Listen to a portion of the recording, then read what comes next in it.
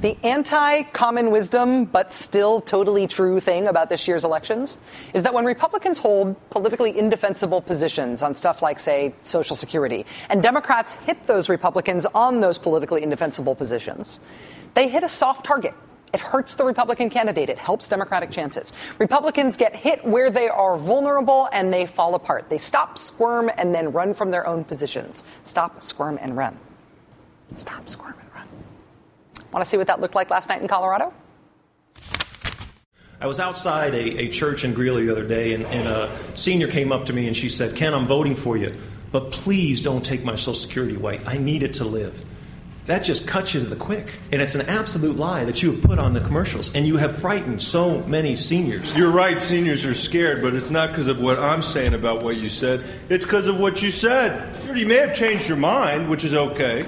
But I'm reading, President Bush has tried to do, some called it privatization, some called it personalization of Social Security. How did you feel about that plan? Is that something you'd be willing to entertain? Buck, I'd certainly be willing to entertain it. Buck, and we're going to have to reshape the entitlement programs and privatize, or at least give free market incentives in those programs to be able to cut down on a large part of the budget deficit.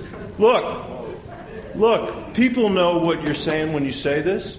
It's important that we say the same things in red parts of the state and blue parts of the state, in primaries and general elections, at the beginning of the campaign and the end of the campaign.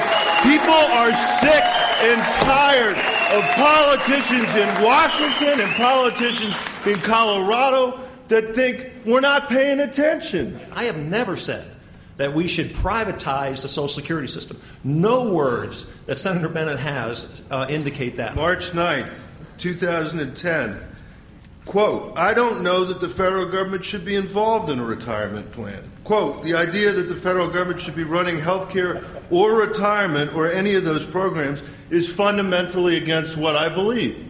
He said that. I didn't say that.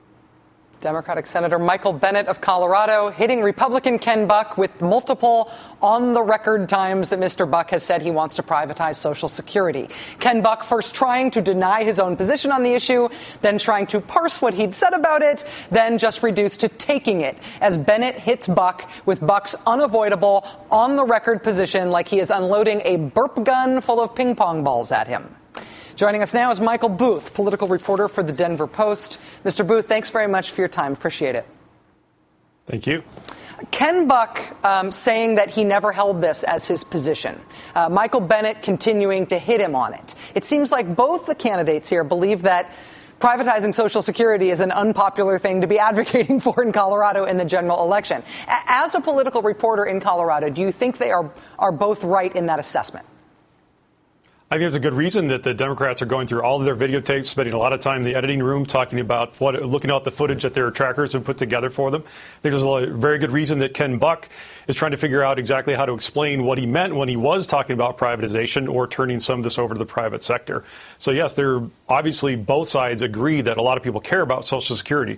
It's not clear that it's perfect for Michael Bennet on this one, though, because after a night like last night, I think the response from Coloradans at some point is, well, Senator Bennet, you've just shredded Ken Buck on that particular issue, but what is your plan? What is your proposal? We know there's a problem coming up.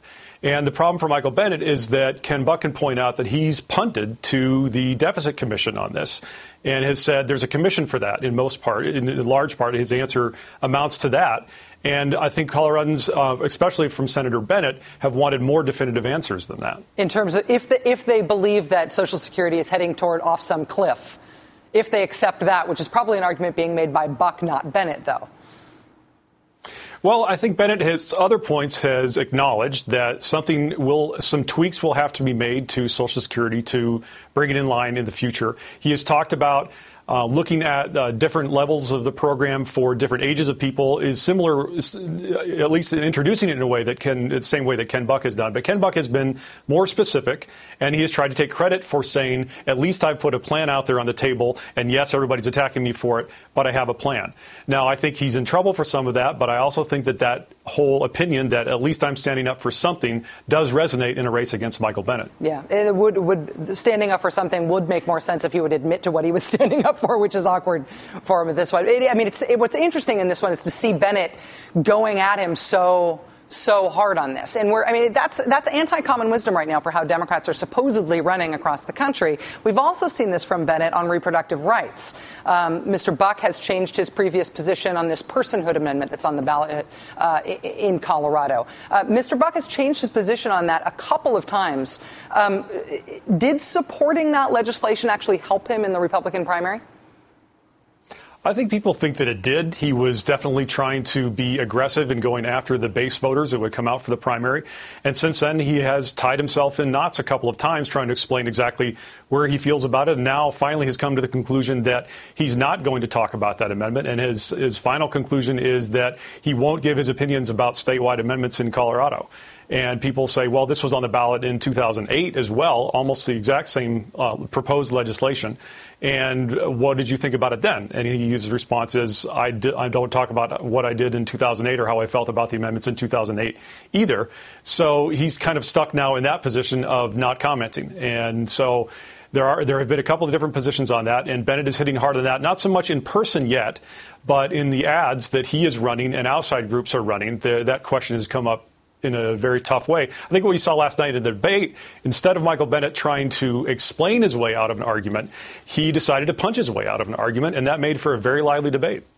Michael Booth, political reporter for the Denver Post, thanks very much for joining us tonight. Really appreciate your insight and your time. Thank you. Okay, our closing segment tonight is on election magic. I'm not a witch. I'm also not you. But I do know how to do basic statistical analysis. And basic statistical analysis is enough to reveal the closest thing that Democrats have to making magical electoral outcomes come true.